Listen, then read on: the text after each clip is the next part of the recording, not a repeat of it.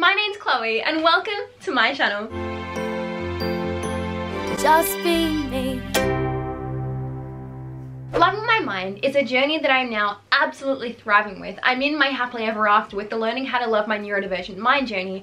However, learning to love my physical body and that journey is an entirely new fairy tale altogether. Hello, my name is Chloe Hayden, the proud owner of a neurodivergent ADHD autistic mind and the owner of a body with chronic illness. A chapter of my story that has been here for a very long time but has been missed, skipped over and left completely undiscovered until recently. A few months ago, I was diagnosed with postural orthostatic tachycardia syndrome, otherwise known as POTS, a disorder of the autonomic nervous system, which is the part of our body that controls things like our heart rate, our heat temperature, sleep cycles, breathing, blood pressure. Basically, if you do it without thinking, your autonomic nervous system is to thank for it. This means that while a healthy system nervous system will turn on several different responses in the brain and contract blood vessels to make sure that a sufficient amount of blood reaches the brain, mine plain and simply cannot be bothered. The effect of this no thanks, you're on your own babes attitude of said nervous system means that my body does some pretty funky things. This means that my body has consistent tachycardia, meaning heart rates above 100 BPM, chronic fatigue, low blood pressure, migraines, palpitations, brain fog and memory loss. And one of the reasons why I have so many jump cuts in my video is because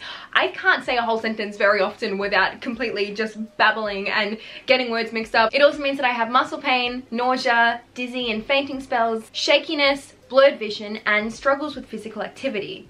Sounds like a fun time, doesn't it? It also means that things like hot weather, like summer in Australia, and my period are complete and utter living hell. My body uses about 3 times the amount of energy that a healthy person's would use every single day. My heart beats the same in one day that a healthy person's would beat in at least 3 days. And a task as simple as standing up is the same equivalent to someone else running on spot continuously. Other symptoms of POTS can also include chest pains, nausea, dizziness and lightheadedness, extreme exhaustion, abdominal pains, shortness of breath, heart palpitations, temperature deregulation, continuous nervous jittery feelings, blurred vision, headaches, muscle and body aches, insomnia and purple feet when standing. Just a whole lot of good times ahead.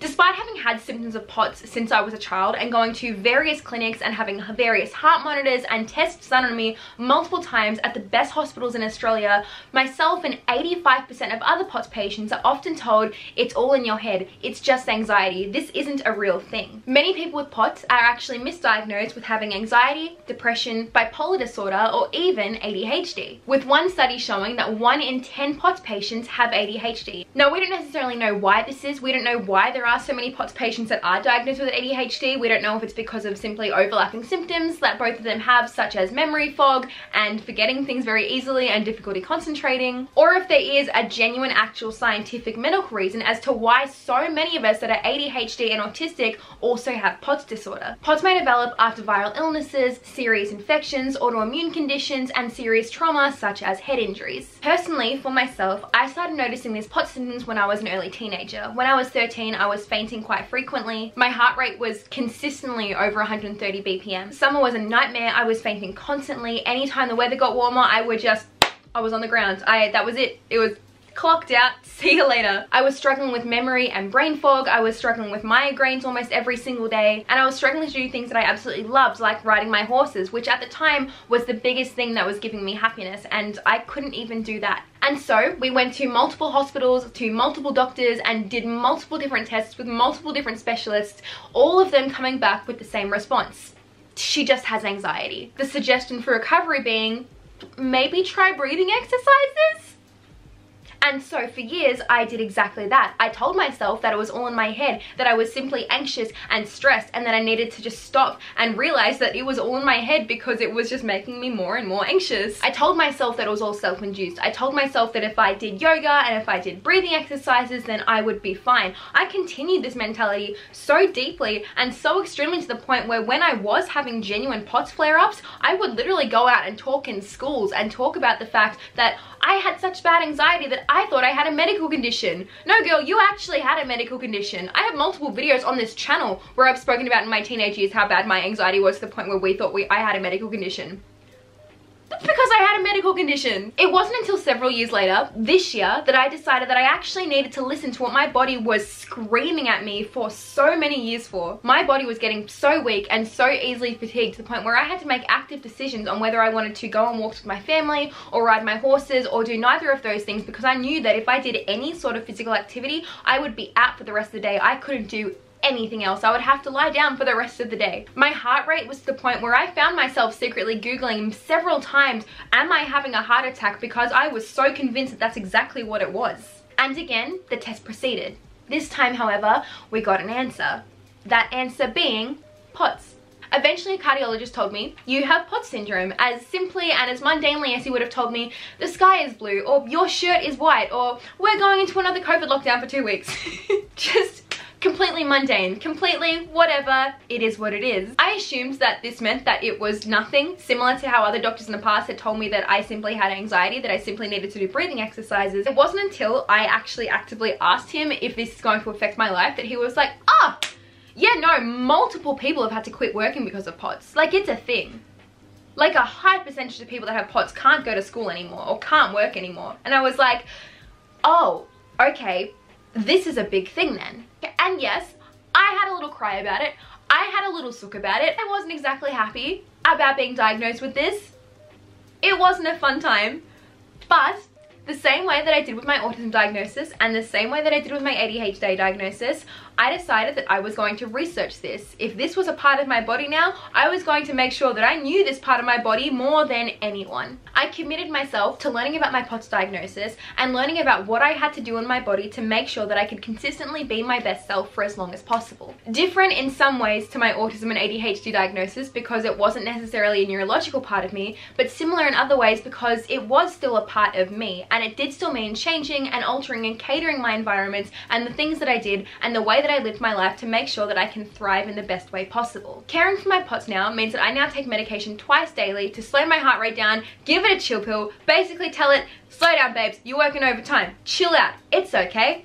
And with that, also learning that medication is not taboo. We have the right to take medication if it's something that is going to benefit us. It means drinking 3 liters of hydrolytes every single day in my handy dandy water bottle that I have here to make sure that I don't get dehydrated and my body doesn't punish me for it. It means increasing my salt intake drastically from the average person's 3,000 milligrams a day to around about 10,000 milligrams a day. A blessing, truly, on account of the fact that I am a fussy vegan autistic person who now gets an excuse to live entirely on hot chips. Other crucial things when you have POTS disorder is avoiding refined sugar and carbohydrates, as this can elevate POTS symptoms. Light exercise, yoga and swimming are my absolute favorites as it doesn't make me feel yuck. It moves my body in ways that are slow and doesn't aggravate my symptoms anymore. Avoiding the heat, this means that in the summer I am consistently in the dark, just avoiding heat, just avoiding humanity as a whole.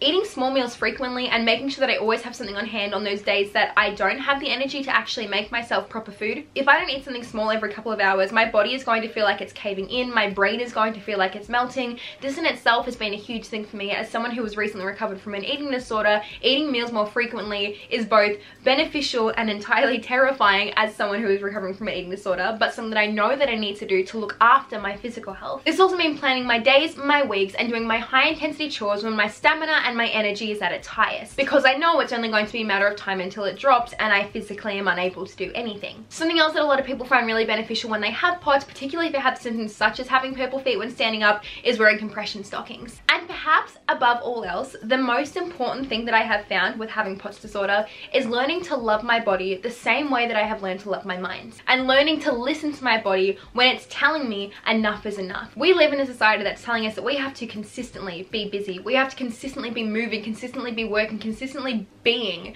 and my body can't handle that, and nobody's body can handle that. So I need to learn to take a chill pill the same way that I've had to teach my heart and my brain to take a chill pill, and learn to just be. One of the biggest things that I've had a lot of struggle with is trying to figure out the difference between not letting life pass me by and not letting my chronic illness take over my life, and valuing and understanding and listening to my body when it needs to stop. Chronic illness is something that is still so stigmatized and so taboo and so misunderstood by society, and something that we desperately need to know more about, both within society and within ourselves. With all of that being said, I am not a health professional, I'm not even a me professional at this thing, and chronic illness, even within the same title as as in if you have POTS, it may manifest itself entirely different to the way that I have POTS. Your symptoms may be entirely different from what I've just listed. Your treatment may be entirely different from what I've just listed. As everything, it's a spectrum. This is an entirely new journey of my life. Chronic illness is never something that I thought I would be speaking at from a personal perspective. But it's a part of my story and I'm going to live with it,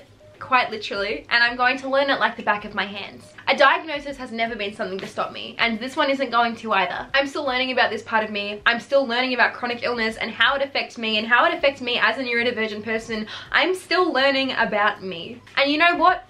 That's okay. We've got time to figure it out. If you guys are interested in POTS content, I would love to make more of this. I don't know if that's the sort of thing that you guys are interested in. I know I asked the same thing when I got diagnosed with ADHD, but I know that like autism and ADHD are kind of the same, you know? So it was like not really that much of a change, but if you guys want to know about POTS content, if you guys want to know more about POTS, let me know and I can make more videos about it. I've already made a few posts over on my Instagram and my Facebook page, so if you would like to see it there, go and check that out too. Thank you guys so much for watching this video. If you guys did like this video, make sure to like, comment, subscribe. I don't mind. Do whatever makes you feel good. Do whatever makes you feel happy. Make sure to stay kind to yourself, make sure to stay kind to other people, and make sure to stay hydrated, and I will see you guys very soon. Bye. Just be me.